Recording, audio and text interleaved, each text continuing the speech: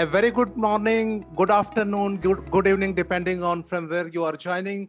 On behalf of Center for Wellness, Mindfulness and Ethics of IIHMR University, I welcome all the esteemed panelists and participants who are joining us this evening. Thank you so much for being with us. I take this opportunity to introduce the esteemed panel. We have with us a great scholar of humanism and ethics and practitioner, president of IIHMR University, Professor Dr. Pankaj Gupta ji. Welcome you, Dr. Pankaj ji. Thank you. We have Professor Dr.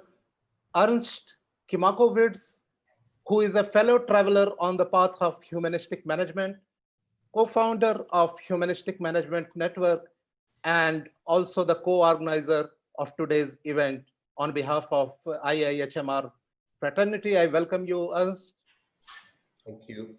I welcome Dr. Wolfgang Amann from HEC Paris, who has immensely contributed to ethics, humanism, and the relevance in management theory and management knowledge creation. His contributions to United Nations Principles for Responsible Management, Education's Anti-Corruption Working Group, as well as in shaping the Phronesis 2.0 as an alternative to research methodology in management has been great. Thank you, Wolfgang, for joining us this evening. Thank you for having me. We have with us Dr. Snehal Deshpande, who for more than last 2 decades as a practitioner in field of medicine, as well as in spiritual training, mindfulness, heartfulness. She has been a great trainer. I welcome you, Dr. Snehal. Thank you. I'm honored. Thank you. I welcome Dr. Professor Radha Sharma, who is a leading scholar, chairperson of positive scholarship in organizational sustainability at MDI Gurgaon, and a very, very active professor at Academy of Management, as well as in UNPRME. Welcome, Professor Dr. Sharma, for joining us. I think Dr. Elizabeth has also joined. I welcome Dr. Elizabeth Denley, who for more than last 3 decades have contributed to the cause of heartfulness, ethics, and humanism. Biologist by education from University of Sydney, she has dedicated entire of her career in serving the humanity. Most welcome if you have joined Dr. Elizabeth. IIHMR University has been at the forefront of driving holistic healthcare management education and education related to development studies. And that's the reason that we are organizing a number of academic events, knowledge dissemination events, and this webinar comes into that series. We are especially thankful to Dr. Pankaj Gupta ji, because the Center for Wellness, Mindfulness and Ethics has been his creation. And we are trying to support the mainstream education by integrating some of the relevant issues today for the profession and as well as for the society. So now, not taking much of the time, I would like to invite the president of IIHMR University for his opening remarks. Welcome, Professor Dr. Pankaj Gupta. Thank you. Thank you very much, Shivji, for taking this whole initiative of organizing this webinar, and also talking to so illustrious panelists who are part of this webinar. So I'm very much thankful to you, and I'm very delighted to be part of this discussion.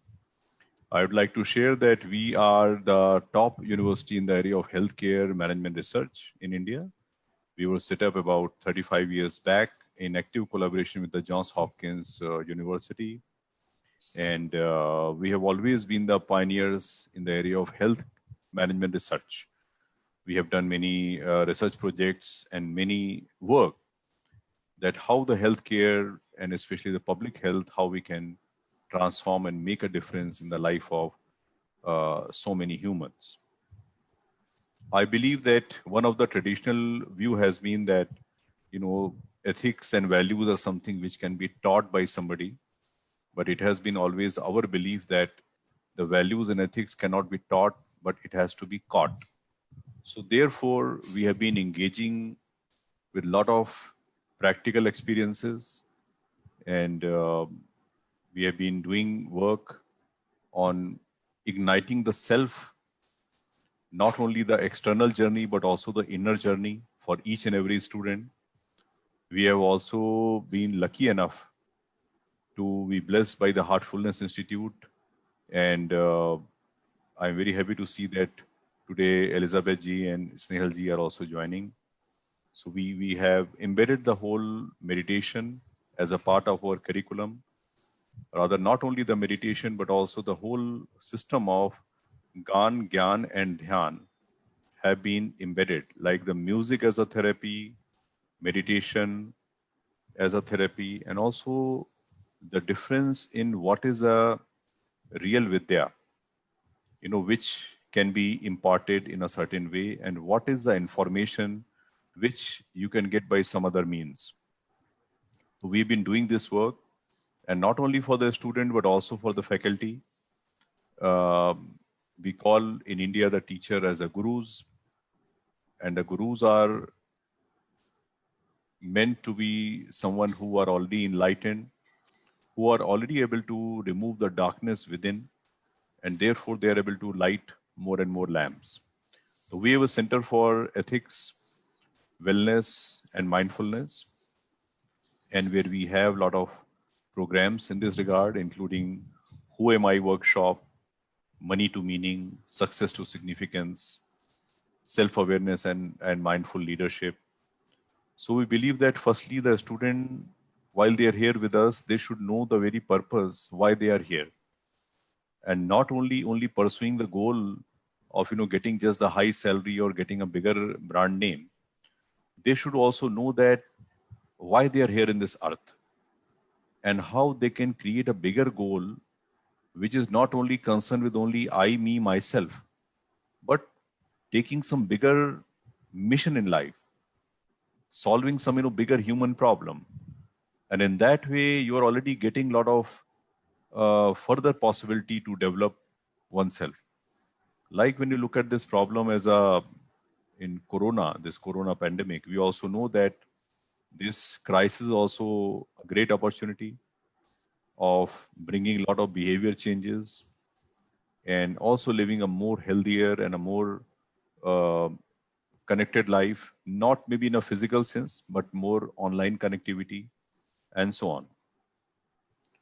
So one of the basic things which we always focus is, that the future and the happiness is not in consumption and also not in something, which is somewhere else, somewhere in distant future, but having the possibility that of being fulfilled right now, right here. What somebody says in Hindi, like, jo prapt hai, wo paryapt hai. Whatever is given is enough. So your heart is always filled with gratitude rather than trying to find fault. Oh, this I don't have, that I don't have. Oh, I wish people should have been different. Oh, I wish Corona should not have come here. These all are just wishful thinking. Then you start living a life mindfully and the way it is rather than what it should be. So these are some of the initial thoughts which I just thought to share with you. And we believe in the basic human goodness and how we can really take it forward.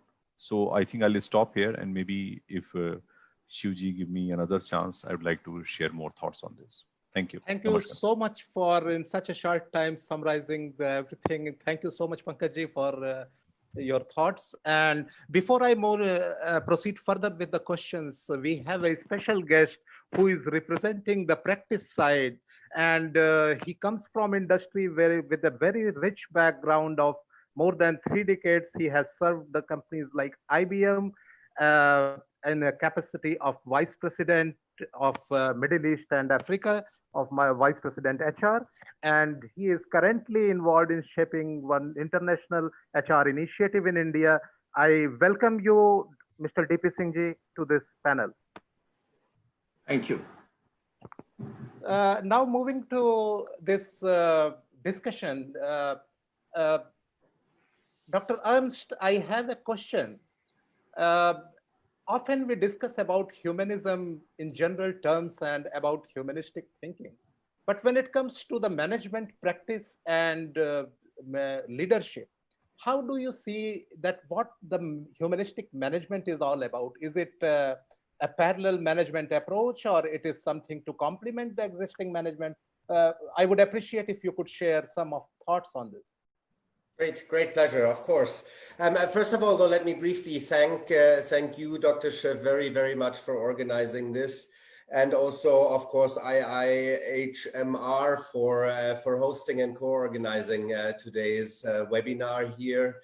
It is people like you all over the world who are engaging with the Humanistic Management Network that make it possible that we gain traction and are able to make real impact with the ideas that we're having and that we're developing and allowing to evolve together with engaged people like you. So thank you very much for having this today. Now, let me briefly say what my thoughts are on what humanistic management is all about, and maybe I can try and share my screen and just show you one single shot from our website that summarizes it quite well.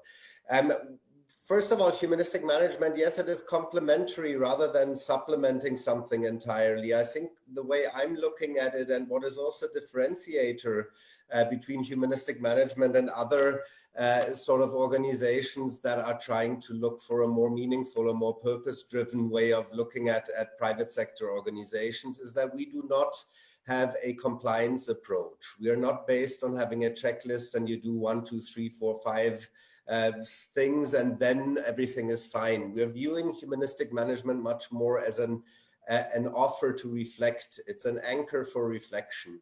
And with this anchor, we're having 3 core pillars, which is firstly the dignity for life, the unconditional respect for the dignity of life, something that is very agreeable to. It's hard to find a practitioner or an academic or a policymaker who will say, oh, this dignity stuff doesn't matter. So we're quite easily agreeing with everyone that the unconditional respect for dignity of life is something that is fundamental. So why not expand that to economic activities, also to managerial processes? The second point then is the integration of ethical reflection in management decisions, because what we find quite frequently is what, as a business ethicist, I would call a corrective logic. So we are first running business operations based on one singular aim, which is to enhance the value of the firm for its owners. Then once in a while, things go terribly wrong. An oil platform explodes, a factory roof collapses and buries the workers underneath, an environmental disaster occurs, and then we have to spend a lot of time, money, effort to fix that again, so to correct it. And that is a corrective logic. And we are saying in humanistic management, why not build things in the way that they don't break so easily in the first place? That will be better business in the long run. It will make for more healthy relationships with your business organization and other stakeholders. And it is, of course, also the ethically right thing to do, because you are causing less negative externalities. So we're saying in humanistic management, build things in a way they don't break so easily, integrate ethical considerations in management decisions. And thirdly, then, how do you bring the rubber to the road? We suggest strongly to engage actively and in an ongoing form with your civil society stakeholders as a business organization. The integration of ethical reflection can be a somewhat lonesome exercise where you're sitting in your office and with the best intentions at heart, it's prone to making mistakes. So one way of mitigating these type of honest mistakes is talk to the people who are affected by your choices that you have as an executive, and elaborate jointly with your stakeholders what consequences may occur as a result of which executive decision. And so you can together share responsibilities and find a mutually agreeable way forward. It is good business. All three steps are good for business, good for society, good for the environment. So we're really seeing here how we can deliver towards a triple bottom line with the overall aim of the humanistic management movement to make impact towards a more sustainable and more equitable planet. So thank you very much. And of course, our website is humanisticmanagement.network, and there you find social media links and a lot more information on what humanistic management is for us. Thank you, Dr. Shiv. Thank you very much, Dr. Ernst. And you explained, like, as we understand that humanistic business is real business, and that's the responsible business, and that's the way it should be. So great. Now I come to Dr. Wolfgang Amann, who has also contributed a lot in humanism and ethics space. Dr. Amann, if I could ask you that today we are seeing a number of articles, number of publications, debates going on, the importance of responsible leadership and importance of responsible businesses. How do you see that in today's context, why it has become so much important to drive the concept of responsible leadership and humanistic management in practice? Thank you, first of all, also from my side for having me. It's a pleasure to meet and share a few thoughts in the following. Well, first of all, humanistic management drastically simplifies the discussion in leadership. There are more than 1,400 definitions of what leadership is. There are 44 key theories. And if you have one set of semantics, one logic that helps exchange thoughts, today we have representatives from Australia, from India, from Europe, and it's quite important that we all speak the same language and refer to the same thing when we talk about leadership. The second thought I want to clarify is that leadership is often misunderstood as, something of an influencing relationship, although the real question is whether leadership takes place for the right reason. In history books or in leadership theory, we often talk about the Hitler problem.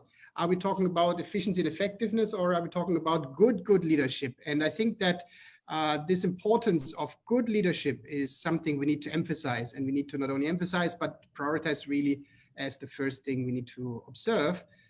Humanistic management is also a wonderful concept, and one of the reasons it has become more important is because it's a different logic than, for example, sustainable leadership. Sustainability refers to, the environmental, the social, and the business side. But if you break down environmentalism and social sustainability further, you end up with a fine-tuned goal system, which might easily confuse. Humanistic management is quite simple. It focuses on human dignity. So in that sense, it simplifies our discussions. It is a North Star in our action, and that it helps going forward. And you mentioned the question why it has become more important today.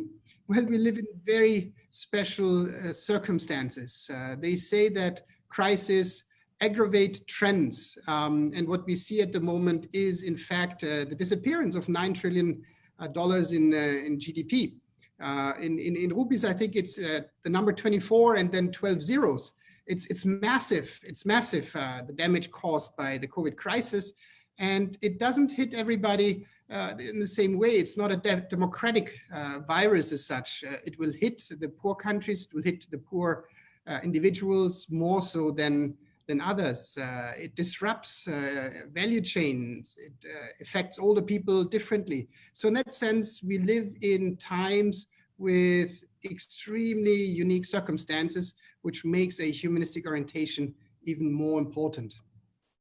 Thank you so much, and particularly for highlighting the issue of that how COVID is impacting or going to impact the different people in different ways. That's a really something we need to ponder more upon, and we will come back to with further questions.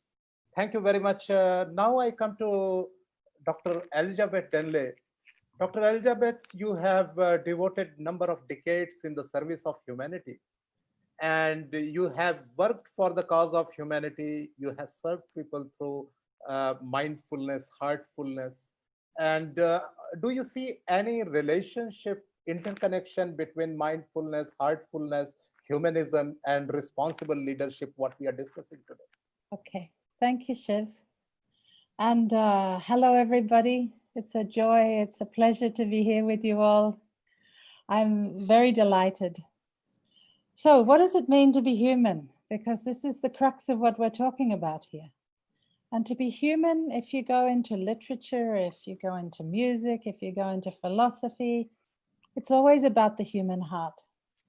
And if you go into the discipline that I'm involved in, which is inner anatomy, inner development of the subtle aspects of the human being, the heart is the center of our existence. It's where our emotional intelligence comes from.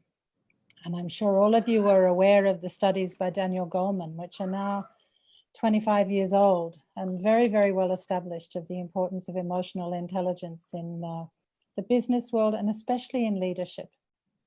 It's the core quality that he identified in CEOs that gave them success. Not IQ, not even social intelligence, but emotional intelligence. The ability to communicate, the ability to empathize, the ability to be self-aware. How can you be self-aware unless you meditate, unless you do some sort of inner reflective process? Business is all about relationships. It's a very structured relationship environment often, but it's all about relationships. Without relationships, business wouldn't exist.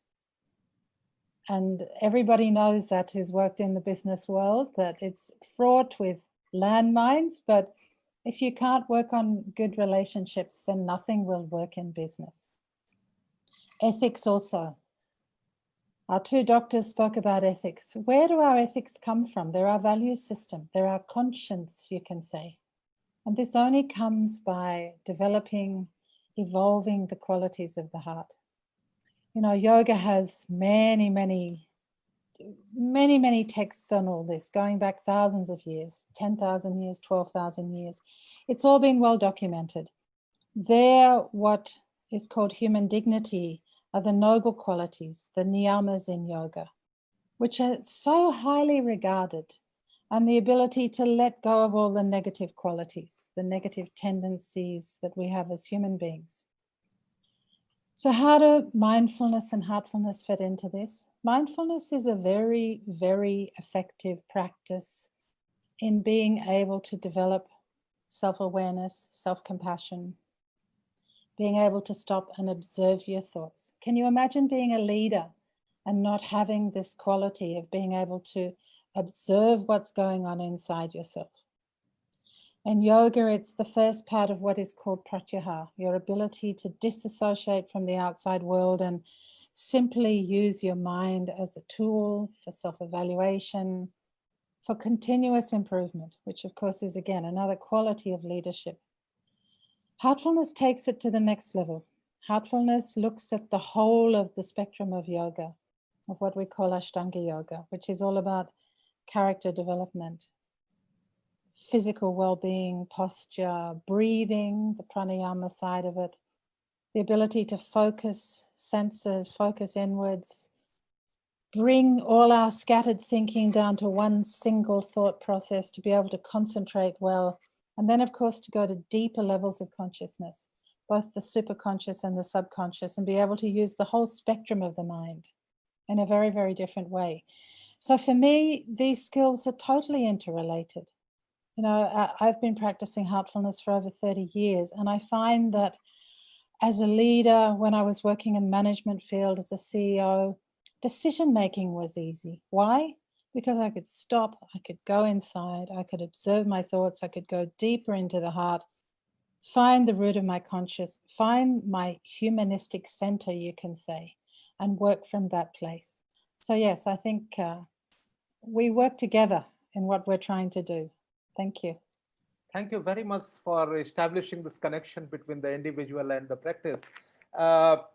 Now coming to Dr. Snehal, you have been involved in the practice of heartfulness. Uh, I request you to share some examples that how heartfulness in practice could be like. So can I share my screen, please, if it is possible? Yes, ma'am. You can share.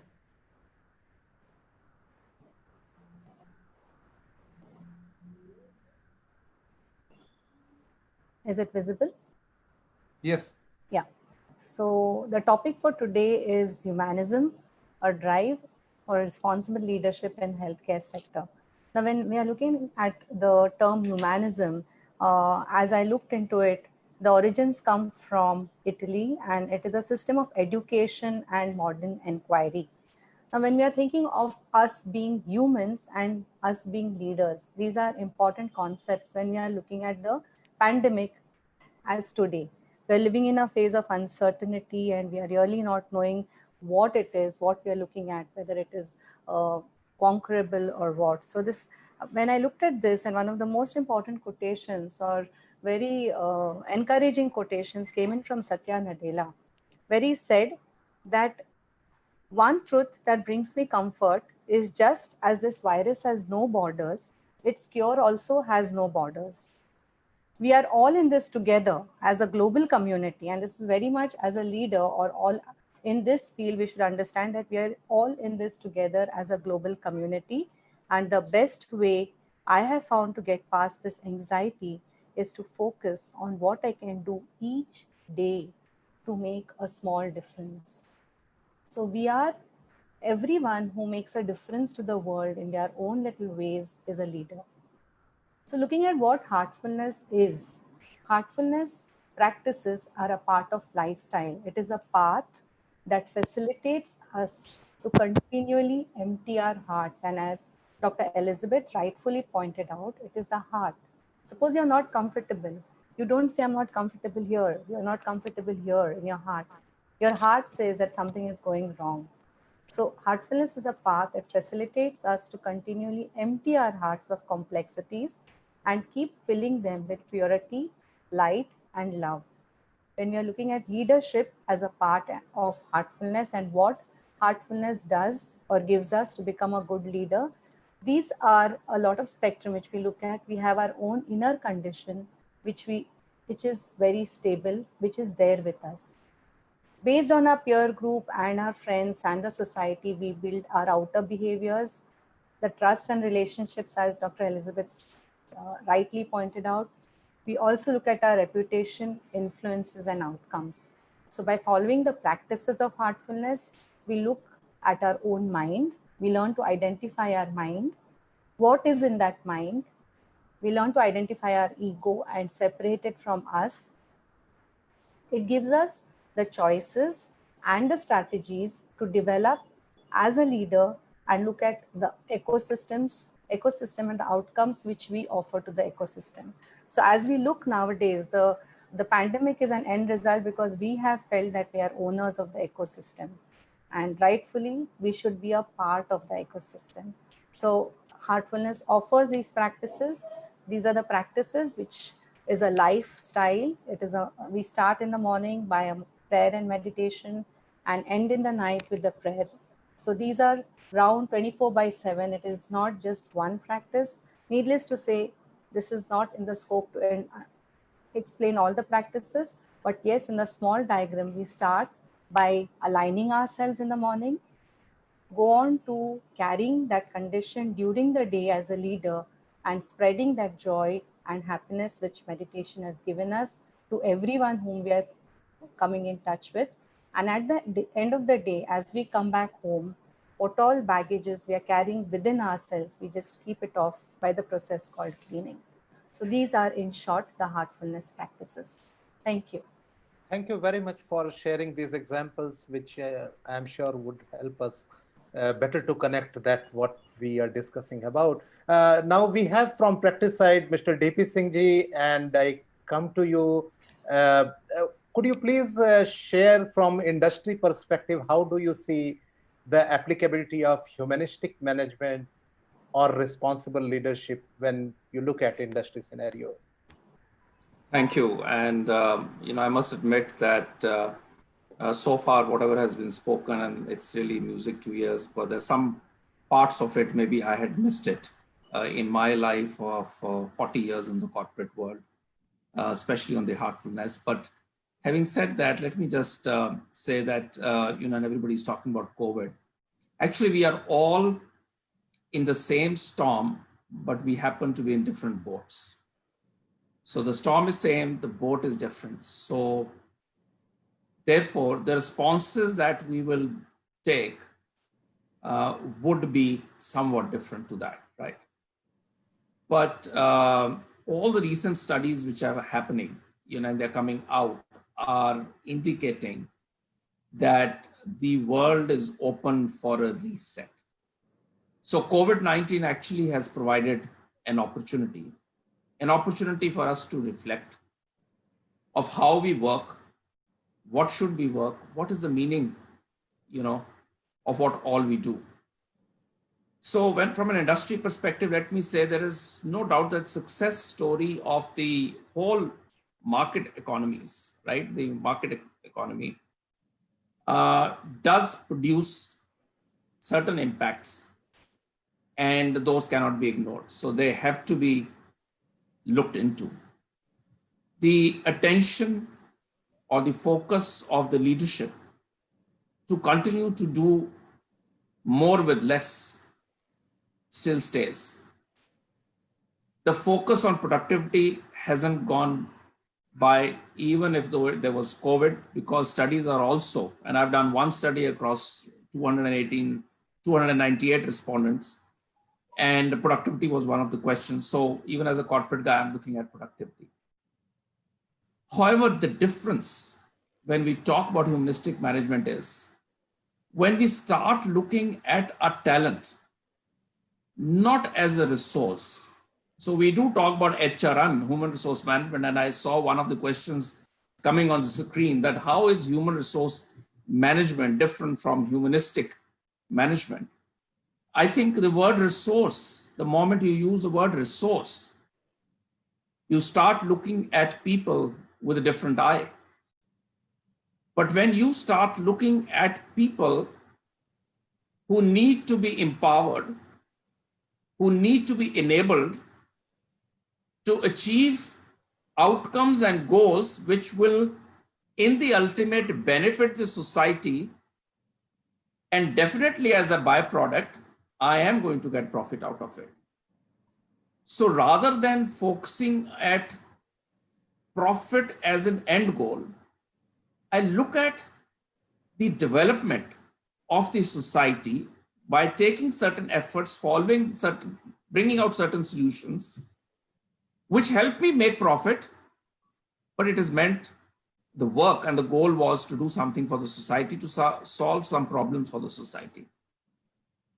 I am actually a very hardcore optimist.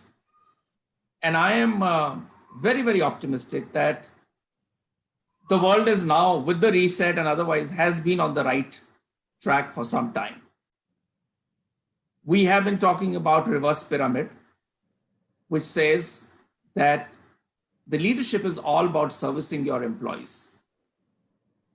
And we have also been saying in the corporate world that unless your employees are happy and contented, you cannot make your end customer or your stakeholders happy. And they're the ones going to bring business to you.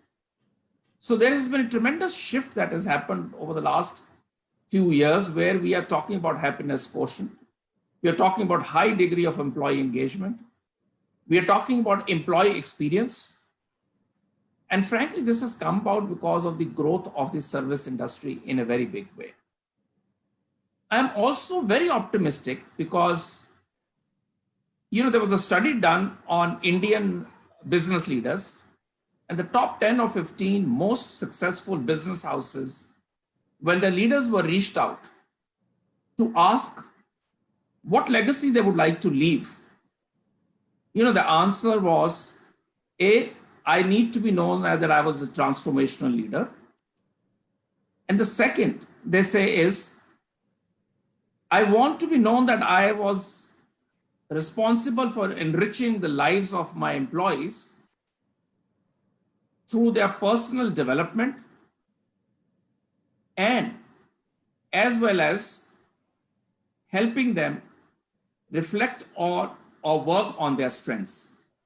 So when we have such an environment existing, I get a confidence that we are on the right side, right direction. I would also like to share with you that during this COVID pandemic, I think over about 75 to 80 large, maybe the number is more, I'm forgetting, Fortune 500 company CEOs signed a pledge that layoffs will not be what will determine their way to rebounds. And I think when I look at leaders like this internationally and in India, I think they set the benchmarks. And it is for us, which is extremely important. And therefore, I thank IIHMR, I thank Dr. Shiv Tripathi. The discourse on humanism should not end. The discourse should continue. The dialogue should continue. The sharing should continue. Because I know people on a right track, they need a nudge. They need enablement, they need support. So from a corporate perspective, this is where I would rest my case right now, that I'm optimistic. I know there are leaders who look at human beings not as just resources, but human beings who are working in a happy frame of mind to be able to deliver the organization goals, out of which one of them definitely is a big one, which is the employees themselves inside. I'm actually not much in favor of regulations which they drive. For example, the corporate social responsibility regulation which the government came in. They have its own objectives. I don't criticize that. But when you start regulating these things, then people start only focusing on regulation and not on the bigger picture. But I must say that a lot of Indian houses, a lot of Indian corporations do focus on stakeholder care as well. Having said that, the discourse must continue because the market economy can be very, very tough and can be very cruel. And therefore, we need to keep reminding ourselves. Thank you. Thank you very much. And particularly for highlighting the issue of that social responsibility should not be compliance-based, rather it should be from within. And it reminds me when you mentioned about that only people can serve people. So it reminds me of Ubuntu philosophy in Africa. You have worked in Africa, that which says that I exist because you exist, and that's why we all exist. So thank you very much, Mr. D.P. Singh ji. Now I come to Dr. Radha Sharma ji for the concluding phase of this round of questions. And Mr. D.P. Singh ji also mentioned, Professor Wolfgang Amann also mentioned about COVID.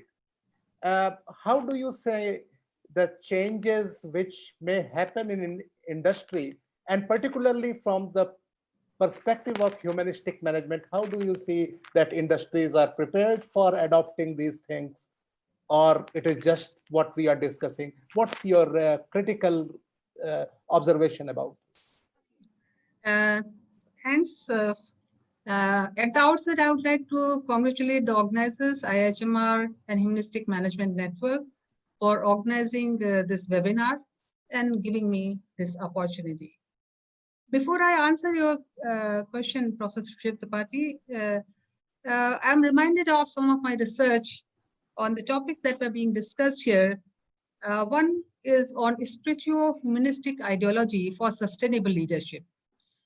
And so spirituality has been talked about, and these spiritual, characteristics, the dimensions that we have within us, when they interact with humanistic dimensions, these have positive outcome at the personal level and also at the organization level or at the society level. This study of mine had taken two leaders, one from the organizational realm and the other one the political realm. One was J.R.D. Tata and the other one was M.K. Gandhi, Mahatma Gandhi. The other study I'm reminded of is on resonant leadership. When the organizations were going through transformation, the leaders which had positive emotions, they were able to create positive vibration within the organization among their subordinates and followers, which gave a positive spiral, as a result of which there was positive effect. And as a result of that positive effect, people felt good about the whole situation, even though they were going through transformation. And there was well-being observed among people who were led by a positive leader, a resonant leader. On the other hand, when they were being led by a dissonant leader who had negative emotions under the changing circumstances, this was creating psychosomatic problems. So this was the study I was tempted to talk about. In the health sector, one case study which I have done, which is on Narayan Hidayale, Devi Shetty's organization, who left corporate life because he was inspired by Mother Teresa when she was undergoing treatment for her heart ailment. And then, I used to personally interact with him, and this case study of mine has been published by IIHMR International and is being used by a lot of business schools. Now, coming to the question that you asked, what's the impact of COVID-19 on the organizations? I feel that humanism has acquired center stage in this COVID era across industry and across organizations. People feel that they are equally susceptible to this deadly virus, and therefore they feel that the only way to save human life is by being humanistic, caring to themselves and also to others. And we see a lot of positive, lot of sensitivity, positive emotions, empathy, compassion among people in the organization across levels. And I would like to classify this impact in three categories: one on the industry in general, the second on the healthcare industry, and the third on the society in general. On the industry, we find Mr. Singh already touched upon some of the initiatives and some of the measures that are being adopted by companies. And what I find is that, the people have given specific instructions, even though some of the zones in India, as you are aware, the cities have been divided into three zones, red, green, and orange zone. So red zone is which are the hottest spots of COVID-19. So people in green or orange zone, sometimes they have been allowed, and manufacturing industry has been opened up, and there are government guidelines that how many percentage of people can come to the organization, and there are specifications about social distancing, about sanitization, and there are cohorts which are being maintained by the task force as to who will come and who will operate and for how long and where will be his next posting. So they have advised people to work from home, even at the cost of productivity, because humanism is at the heart of this whole situation. Instead of laying off employees, I'm talking about organizations in India, many people have volunteered. In fact, employees at the middle level and senior level, they have volunteered that they are prepared for reduced salary so that more people could be accommodated in the organization. In the pharma industry, we are all aware, Indian pharma industry was producing medicines which were required not only for people in India, but across the globe. So they were working beyond, the hours of duty, again, for a human cause, and they were driven by humanism. A small scale industry, we see across industry, and I'm just giving examples one after the other. They were engaged in a particular, business, but they suspended that business or they set it aside, and they started, producing face masks or personal protection equipment and sanitizer to meet the growing demand for this pandemic. Many of them, they distributed lakhs of face masks to the poor people, donated free of cost because they felt, they will be protected by that. So this was, in fact, manufacturing industry the auto industry, they stopped manufacturing cars and they were manufacturing ventilators, not only for their country, but they were also exporting. Coming to the healthcare industry, now here we find that, hats off to them, to this industry. The medical and paramedical staff, they have chosen to stay away from their family to attend to COVID patients, risking their personal life. Many of the hospitals, they have dedicated certain buildings, certain wards, or the entire hospital to COVID-19.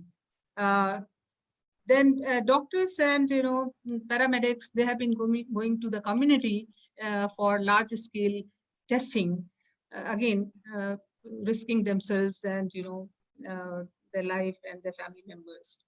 Now coming to the society and other organizations, hospitality industry that has come forward and they have offered free accommodation to the doctors and paramedical staff, because they could not go home after after their duty in the hospital, and they had to be away from home, so this was being done, and this is being done. Civil administration, police personnel, security, cleaning services, they have really gone beyond their duty to save people from this deadly virus. And those from India, you are aware, but for the benefit of those who are from other countries, the people who are working in the front line, they are being called Corona warriors. So public has been applauding them, in open fora or in open demonstration, and they have been offering food and shelter to the migrant labor, to help them, ease their difficulties. So now the industry is slowly limping back to normal. And for the reoperationalization of the industry, as I mentioned, in the manufacturing industry, they are taking care that only 30% people, they come on duty, and then they have to rotate those people. And they have created a task force which does the monitoring, risk-taking, measures for this. They have got dedicated staff to provide for health safety, provide for sanitization of the area where they work. And this has to be done at a particular frequency, which is being monitored and ensured. And then, of course, observing social distancing norms, which are also being done within the organization. So humanism is industry, is at the center, as I mentioned, and profit and productivity have taken a backseat. And not only that, companies are sharing their benchmark practices, openly during the webinars, which was considered as a trade secret in the past, but they are doing it openly because they feel that, other benefits, other industry could also benefit from these practices. Or they are sharing different kinds of, industry practices and, human resource management practices and so on. So there is a very strong feeling of giving back to society, and the citizenship behavior is being observed in a big way. So these are some of my initial remarks, and I'll be happy to answer any question that may be raised. Thank you very much, and thank you especially for highlighting that how in healthcare sector the humanism could work. Because the next phase, we are moving to the more specific issues related to how humanistic management could be applied in healthcare sector. And now I come to Dr. Ernst with this specific question, that how you think that humanistic management could be adopted in healthcare sector organizations. Yeah, I mean, it's a very exciting question, of course, because on one side, I think that healthcare is so central to what humanistic thinking is about, in the sense that we're having an industry or a sector where the well-being of a person, mental and physical well-being, is part and parcel of what these organizations, of what the healthcare sector is doing. So it's very exciting to think through what humanistic management means specifically in the healthcare sector. Secondly, though, I want to put some brackets there also, thinking that there may be, it may be somewhat risky to talk about the healthcare sector as if it was the same whether you are a village doctor in a rural area or whether you're running, a specialized cardiologic hospital in an urban center. Whether you're a government agency, a private sector organization, the heterogeneity in the healthcare sector is as big as anywhere, and therefore I think we ought to be careful with one-size-fits-all prescriptions, and which then leads me to the third part, and that's why humanistic management fits in very nicely, I believe, because we don't need a one-size-fits-all. What we're doing in humanistic management is we're providing points for reflection. We're providing a different way of thinking organizations and the role of people within those organizations. And that is then applicable universally. So I think it is very much a question of adopting mental models and mindsets rather than adopting checklists. And so the mindset obviously then fundamentally needs to be that organizations exist to serve people, and the healthcare sector, more so than any other sector I can think of, exists to serve people. And with this mindset and with some of the other impulses that were given by the previous speakers, I was only sitting there nodding the whole time because I so fundamentally agree with much that was said. Profit is a means, it's not the end in itself. The end of organizations in the healthcare sector is to care for the health, as the name says. And profit may be a means for achieving that, but it can never be the end in itself. So I think if we're looking at mechanisms or at ways to adopt humanistic management principles in the healthcare sector, we need to not look for a checklist for, points 1 to 10 that we need to work on, and then we comply with that, and then we have adopted humanistic management in healthcare. No, we need to look at how can we work and educate and train and support people in adopting a mindset, a mental framing where the organization primarily exists to serve a societal benefit case, which in the healthcare sector then obviously is the health of people. Thank you very much, Dr. Ernst, for highlighting this that is specifically in context of healthcare sector. Now I come to Mr. D.P. Singh ji, that what specific HR measures you would like to suggest, particularly in adopting humanistic management or making more responsible leadership in healthcare sector organizations? Yeah, so I think once again, the choice of this subject is really good, because the medical fraternity is becoming more dependent on technology and is being driven by market forces, which seems to be influencing their decision. We do notice there's a paradigm shift from service to profit around us. And as the modern medicine becomes more and more dependent on technology, it also becomes more impersonal. So again, I would say a very relevant subject that you have chosen. From an Indian context, we should also remember that unfortunately, 82% of the medical healthcare is paid for by personal funds. And therefore, the expectations from the medical fraternity become very, very high. And unfortunately, not everybody realizes that there's a huge investment that is really needed in today's medicine to be able to deliver the best. So at the same time, I would say that this whole piece of health care or the doctors not having a humanistic approach is very much hyped. And that's more because people are paying for it, and in India, and this is a reference to India where 82% people pay it.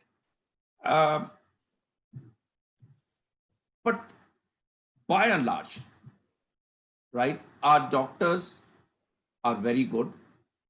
They are fairly value driven. And we must realize that the doctor to patient ratio is very low. And therefore, they become pretty stressed out. In fact, one of the studies in 2011 showed that from the doctor's stress levels rose multiple fold from and a burnout syndrome was very clearly visible, at least one component from 2011 to 2014, it moved up some 8-9 points. Now, this is not a small number, which shows that our doctors are getting fairly stressed out. They are doing as much as possible to be able to deliver, yet they are also under a lot of stress. Why I'm putting this context, it is very important to understand before I come down to what HR is going to do. Another piece that I would like to talk about is that there's an IMA study, which is the Indian Medical Association study, which has happened in 2015, which says 75% of the doctors have faced some violence or the other at the hands of the patient. And again, this is a very, very important parameter to know.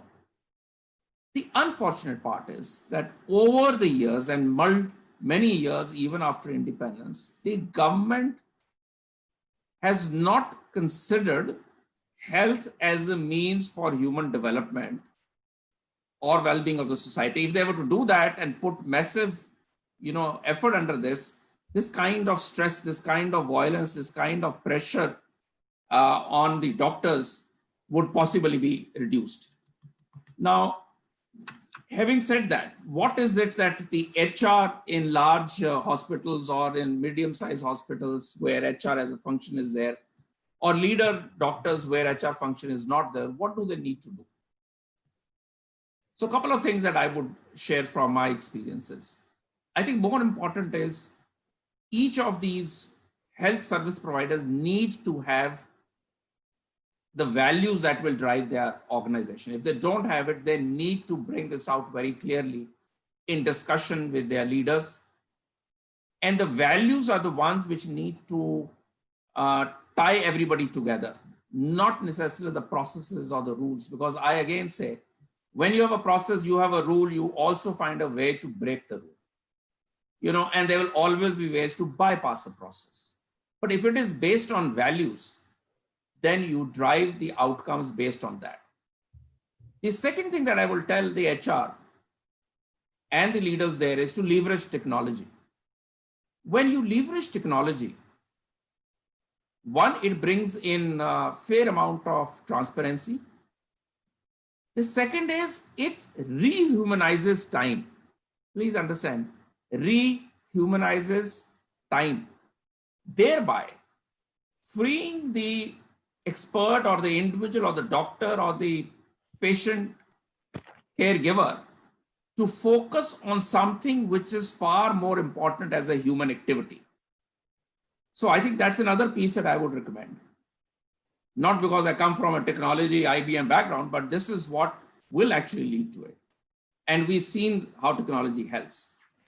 The other piece is to focus on improving the experience of the employee or the doctor.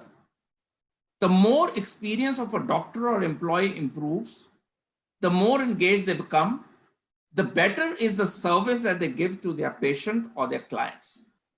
Now, this is very important because we tend to get stressed out when we are not treated well. And therefore, that becomes a situation where it starts getting reflected, we start burning out, and starts getting reflected in how we approach the outcomes that we have to deliver.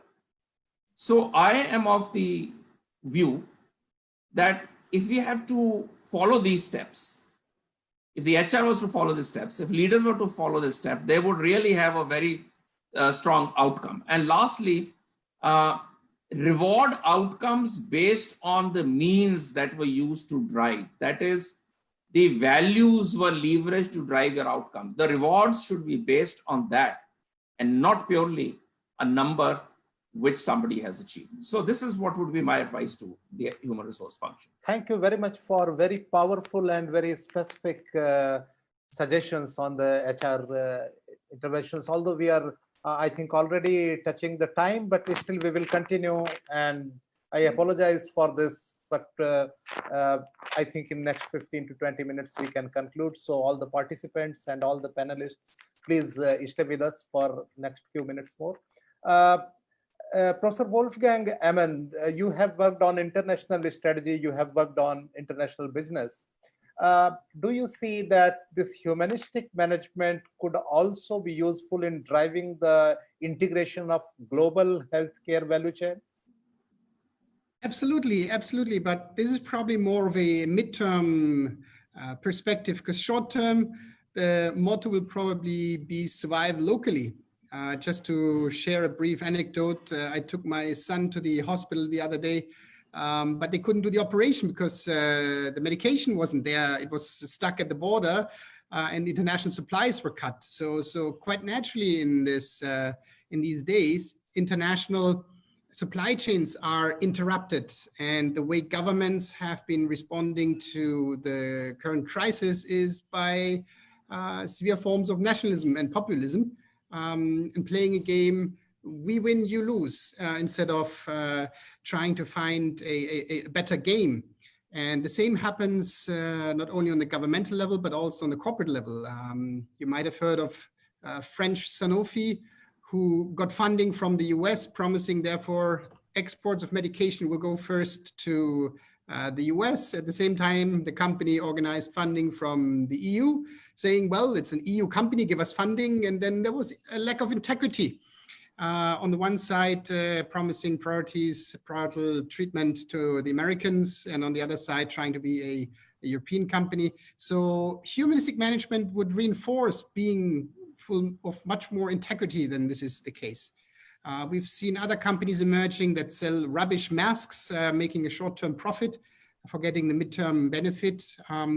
So in that sense, we need to apply humanism as a lens to spot the problems, and probably as a joint value system to then integrate the international value chains more midterm. But unfortunately, short-term, this is more a game of local survival at first.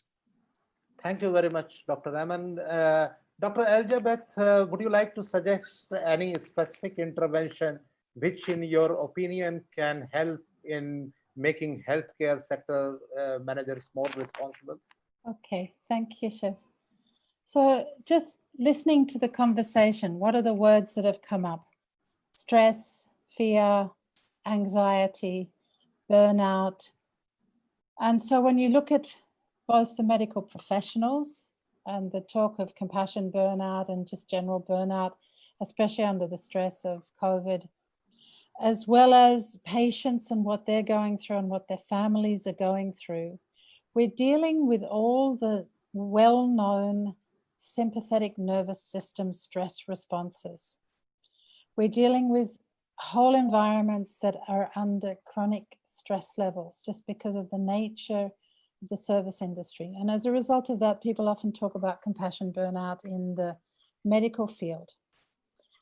To reverse that, you need practical tools. You need practical tools, preferably not numbing medications, that actually help somebody to manage their autonomic nervous system. And this, of course, is where yoga excels. I'm going to teach you briefly one very, very simple practical technique you can use if you're a doctor in an emergency and you need to calm down, because the whole idea to be able to think clearly, to make wise decisions, to contemplate, is also to activate the parasympathetic nervous system, not to have your sympathetic nervous system with all the blood running to your limbs and away from the brain, or certainly away from the frontal cortex of the brain, which is where we need decision-making capacity. So one of these is a breathing technique, which you can all do anytime you're having a fight with your teenage kid, or you're at work and you're stressed, or any other situation. And it's very simple. You just put your right thumb, I'll take my glasses off, over your right nostril, and you breathe in and out through your nose, not through your mouth, very deeply all the way down into your abdomen 10 times. We don't have time to do it now, but try it after this. Because what it does, left nostril breathing activates what's called in yoga the Chandra Nadi, the parasympathetic nervous system. Right nostril breathing activates the sympathetic nervous system, the Surya Nadi. And these two are always in flux because of the way we need to be active and rest at different times during the day. Very simple technique, incredibly effective, good for patients and medical professionals both. And of course, Dr. Snehal mentioned before meditation and cleaning. These two techniques together are just knockout. Why? Because your mind is an instrument. If you have a great Ferrari, you go out and buy a beautiful Ferrari car and you drive it round and you're having a great time, but you never get that car serviced, what's going to happen to it? Eventually it'll break down on the side of the road. If you do the same with your mind, if you have this beautiful instrument of the human mind, which we use day in and day out for decision making, for all sorts of things, but you don't look after it, you don't keep it clean, you don't regulate it, then guess what? Same thing's going to happen. So practical tools are the answer. And I suggest you try some. You may not like Heartfulness. It's completely up to you what you decide to try. There are many out there. And there are many, many simple programs going on at the moment to help people for what's called now COVID anxiety out there in the workforce and in homes. But try it. Give yourself some space, because if you do not look after that instrument of your mind, it'll break down on you. Very simple. Thank you.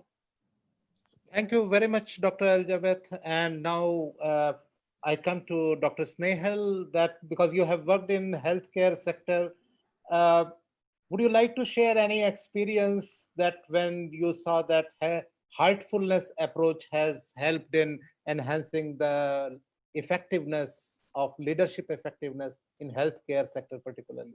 So in the present scenario, I can say I'm looking at specially abled children. I have my own center, Snehal Rehabilitation, Education and Research Center.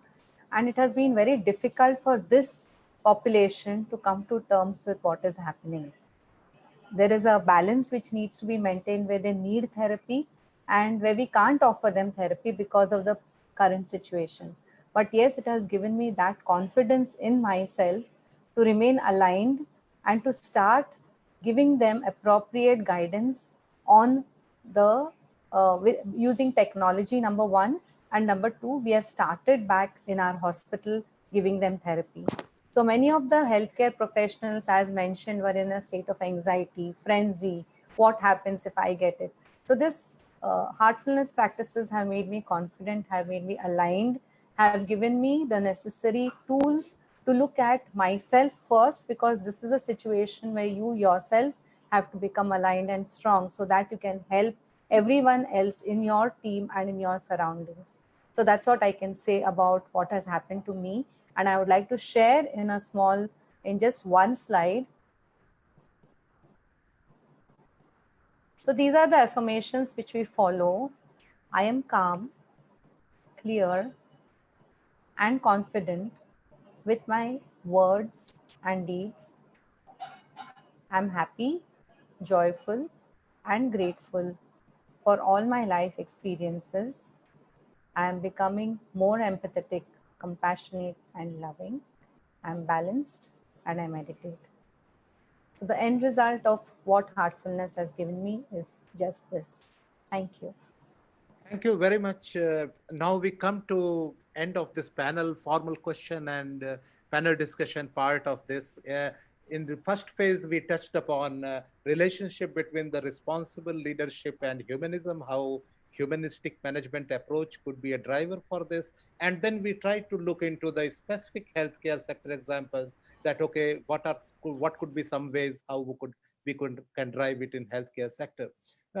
Now I would request President of IIHMR University, Dr. Pankaj Gupta ji, to give some concluding reflection about the discussion and touch upon some issues. I think Shivji, thank you so much, and I am again grateful to all the very distinguished speakers in sharing their views. It was very enlightening session, And Shivji, I will request you only to give the concluding views. And I will just share one or two thoughts which just came in my mind. See, though we are humans, but we also know that there are a lot of animal tendencies within us. Like we know in the Prakriti, all kind of gunas, all kind of natural things are there within us. So not only the people who are sleeping, hunger, sex, fear, all these are there, which are also common in the animals. But what is the quality of mind? What is the quality of our heart? That is what matters. And Sister Elizabeth and Snehal ji has already shared about it, that how we can improve the quality of our heart and how we can really, by the inner journey, how these possibilities are there.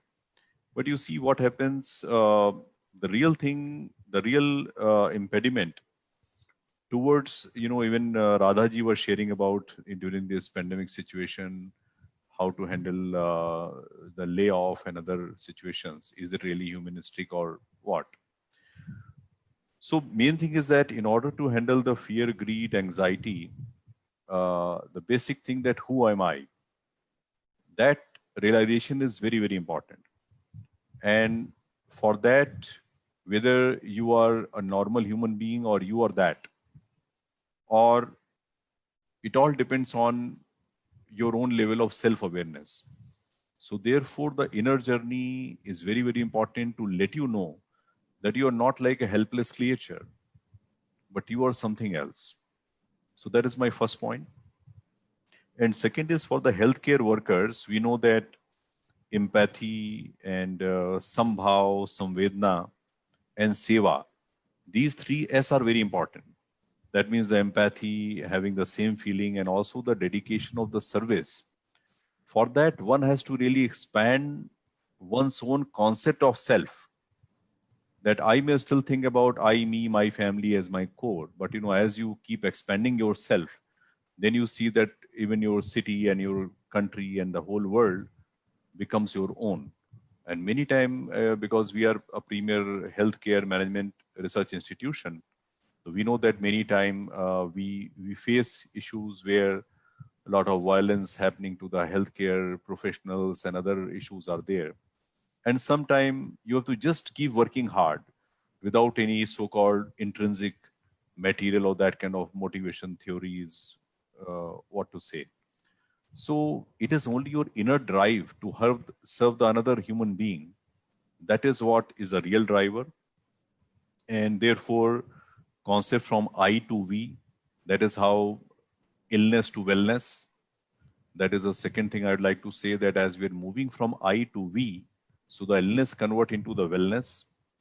And you know that from service to profit, that is what also one of the panelists had shared. So from seva, the profit will follow. And money will on its own convert into the meaning. So it is not about only the money, but money and meaning and success and significance all will be there. So that is my few thoughts. Thank you. Thank you very much for your concluding thoughts. And before we close, I think if 5 minutes my panelists would allow to take some questions, we can quickly look into some of the questions from the participants. Before I move to the questions from the participant, I would like to just put two questions which I received through email. Someone mailed and asked about that we are organizing webinar on this dialogue on this topic.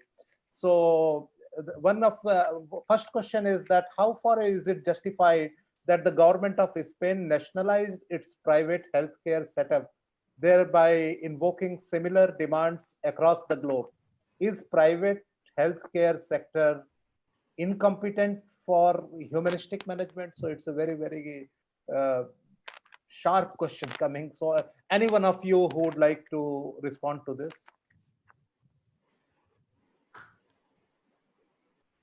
I think I could just, what I had spoken, I could just take that up, is the sense that when the governments will look at the development index for its human capital, they would possibly look at some of these pieces, not because the private sector is not capable of doing it. So, you know, the expectation from the government is to provide security, well-being, and some of these things, and out of which health is one of the important factors. So I think they just did the right thing. Thank you. I think we would be wrong to say that we can decide what is preferable here. I think this is one of those clear examples where what is needed is a deliberation process within a society, and each society has to find their own way. Whether you want to submit healthcare to market principles or not is a fundamental question that you need a discourse in society to find an answer. If yes, what are the consequences? If no, how will you organize it that efficiency doesn't get lost altogether? And if you privatize it, how will you prevent it to be very efficient but not very effective for everyone? So I think this is a question where I would answer from the perspective of humanistic management thinking. We need deliberation, we need a societal discourse, and there's not a one answer for for every country, every society in the world in this. But there's a process. It should be the outcome of a societal discourse, of a deliberation that includes all interests that are affected. Thank you very much, Dr. Ernst, for your answers to this. And now there is another question by the same gentleman that how can humanistic management become a prerequisite of governance, and if it becomes, would it be politically feasible? So that's a very, very pragmatic question he has asked. So anyone who would like to comment on this, that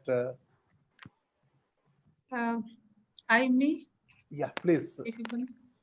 Well, a prerequisite would be difficult to say, but many corporate organizations have introduced emotional intelligence as one of the measures to be gone through in the selection process, not the only one, as a supplementary tool. There has been discussion, in fact, in one of the conferences, international conferences, which was attended by largely government officers. I had presented a paper on primal leadership, which is based on emotional intelligence. So primal leadership in public service organizations, so which was government officers. So since they have a lot of pressure, and in fact, one of the speakers also remarked that there's pressure on hospitals, there's pressure on doctors, there's pressure on, this thing. So under pressure, they start burning out.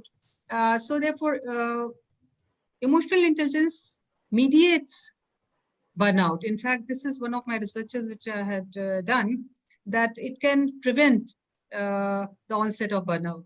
So emotional intelligence is a resource which would be helpful to any executive, any individual, and therefore it may not be mandatory, but certainly it could be developed, because emotional intelligence can be developed at any point of time. So it should be part of training and development. That's what I would recommend. Thank you very much. I think we have answered some of the questions while we were discussing, and I could see that all our panelists have actively responded to the questions. And if any remaining, what we can do, that we can circulate and we can share with the concerned, with the group, the answers at later stage.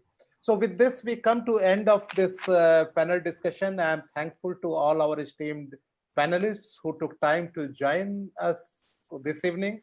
I'm thankful to all the participants, management of IIHMR University, Dr. Pankaj Ji, organizing team members, technical team, Dr. Shinu, my colleague, Dr. Deepthi, and all the team members who have made it possible to organize this wonderful dialogue. I hope the spirit of humanism and humanistic management continues and strengthens, and we meet and interact again. Thank you very much. Stay safe.